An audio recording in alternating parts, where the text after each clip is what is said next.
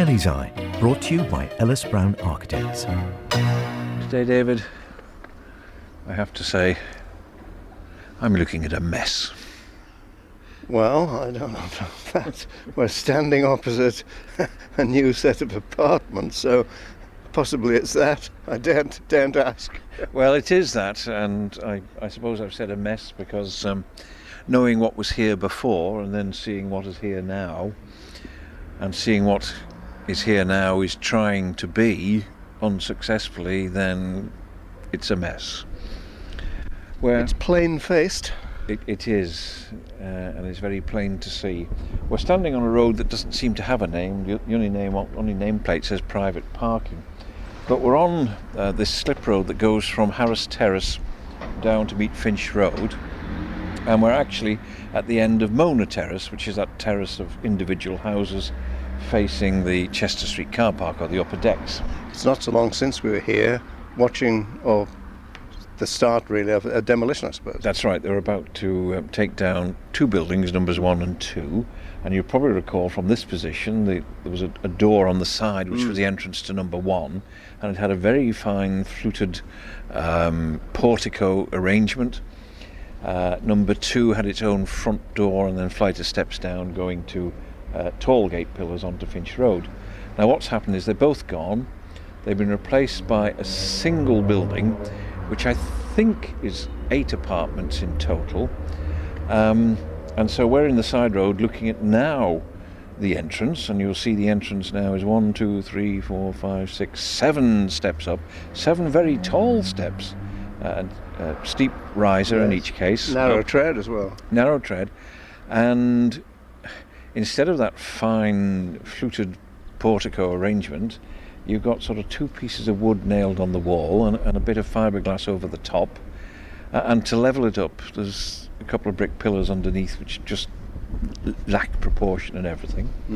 All the windows, which obviously there's a lot more now because they've taken up the full length of the plot, are sliding sash, and they've done Georgian pane. They've done them in UPVC.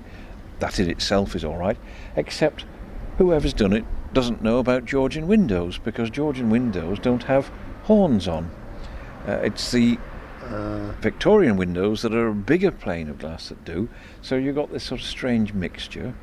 And then sash windows, there's only an inch of frame showing, whereas here you've got probably 4 inches all the way around. Yeah. So in the end, out of what was a reasonably proportioned opening, you've got an awful lot of frame, and then they've got these cement bands going around, which when we look at them, they're pretty rough finish on them.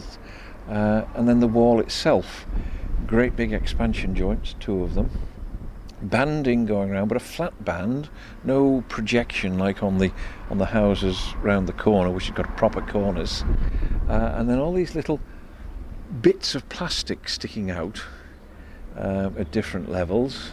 And do you know what they're for? No. Well, they're meant to let water out of the cavity. Oh, really? Yeah, if any gets in there, then above the heads of the windows. So that'll trickle down the wall. That's meant to trickle down the walls.